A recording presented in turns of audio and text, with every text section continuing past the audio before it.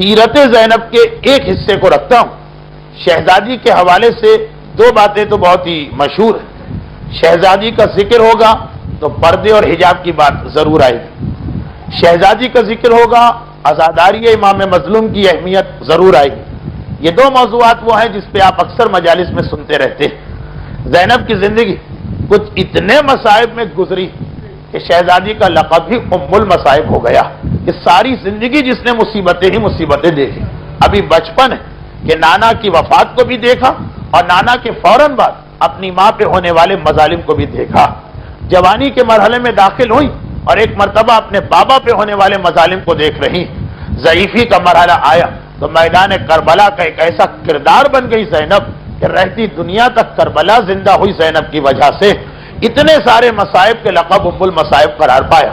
لیکن ان تمام مصائب کے درمیان زینب اپنی سیرت کا ایک اہم ترین پیغام ہم تک پہنچایا.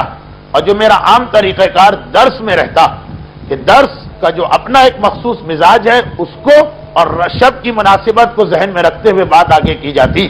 وہ جو سیرت زینب کا ان مصائب کے درمیان زینب نے اپنی سیرت کا جو ایک اہم ترین پیغام پہنچایا وہ یہی کہ جتنے بھی مصائب اور جتنی بھی مصیبتوں کا سامنا کرنا پڑا ان تمام مصیبتوں کے درمیان فریضہ تبلیغ، فریضہ امر بالمعروف، معاشرے کو آگاہ کرنا حقائق دین سے، یہ کبھی زینب کبریٰ کے طرز عمل اور سنت سے جدا نہیں ہوا. رو رہی تب بھی فریضہ تبلیغ جاری، قیدی بنی تب بھی فریضہ تبلیغ جاری، درباروں اور بازاروں میں خطبے دے رہی تب بھی فریضہ تبلیغ جاری ہے.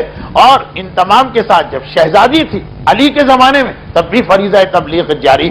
اپنی دیگر تمام دنیاوی پریشانیوں کے درمیان زینب نے یہ مسئلہ بتایا. زینب کبریٰ کی ذات ایک نمونہ بن کے آتی ہے کہ جس نے ساری زندگی زینب کی دیکھ لی. رسول زندہ بچپنا ہے زینب کا، مدینے کی بچیوں کو کھیل کے نام سے بلاتی اور تبلیغ کا سلسلہ جاری. زینب کی جوانی آ گئی، زینب شہزادی، کیونکہ علی کوفے میں پوری اسلامی دنیا کے خلیفہ، زینب شہزادی بنتی ہیں، لوگوں عورتوں کو ملاقات کے لیے بلاتی اور باقاعدہ درس کا سلسلہ شروع کر دیتی. زینب کی ضعیفی آ گئی، اب زینب قیدی بنی، اب زینب کے ہاتھ گردن سے بندھے، اب زینب کو بے محمل و بے اماری کے اونٹ پہ بٹھا کے لے جایا جا رہا. مگر بازار میں جائیں تو، دربار میں جائیں تو ہر جگہ تبلیغ کا سلسلہ جاری، ہر جگہ خطبات دینے کا سلسلہ جاری.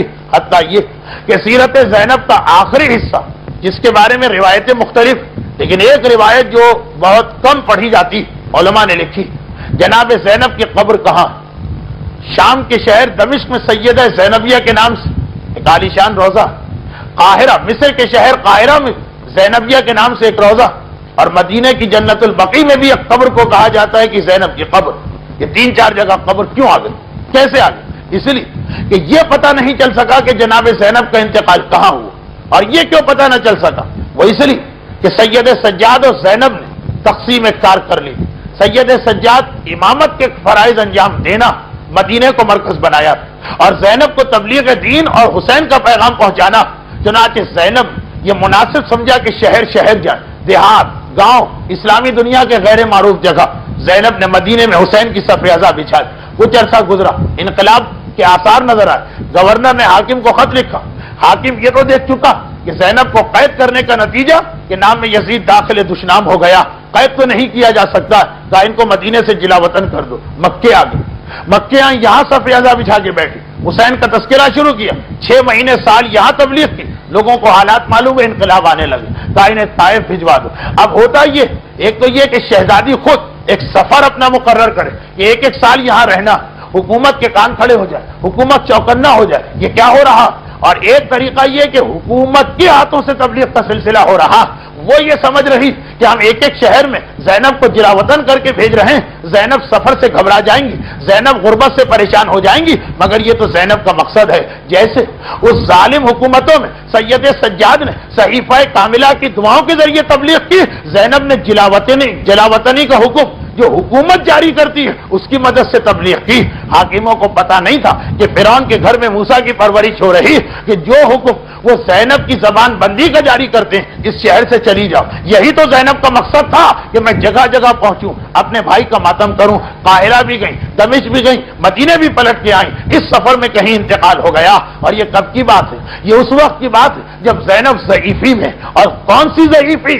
عام ضعیفی نہیں، کوفے و شام کے مصائب چھوٹے مصائب نہیں، ان مصائب کی ضعیفی کہ محمد حنفیہ چھوٹا بھائی آ رہا ہے، اپنی بڑی بہن کو نہیں پہچان پا رہا، اتنی ضعیفی کے بعد زینب کی تبلیغ کا سلسلہ جاری ہے۔ تو پیغام مل رہا، اے زینب کبریٰ کے جانثاروں، اے زینب کبریٰ کی کنیزوں، اے زینب کبریٰ کو ماننے والوں، طریقہ زینب دیکھو۔ یہ زینب کبریٰ کی سیرت ہے کہ دیکھو، ایک لمحے کے لیے بھی تبلیغ سے غافل نہ ہونا۔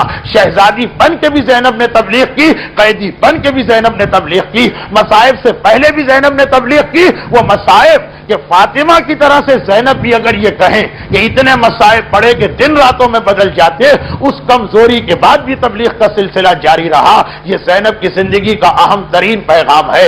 رحمتک یا ارحم الراحمین وصلی اللہ علی محمد